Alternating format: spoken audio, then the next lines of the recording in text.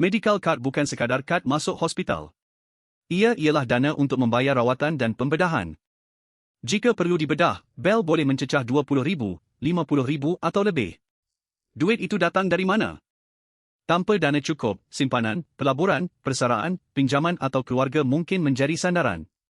Medical card memindahkan sebahagian risiko Bell kepada takaful atau insurans, mengikut terma sijil. Caruman kecil membuka dana lebih besar. Namun bukan semua Bell automatik.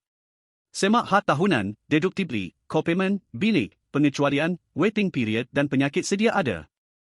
Contoh Bell RM80,000. Jika pelan membayar sebahagian, baki masih keluar dari poket sendiri.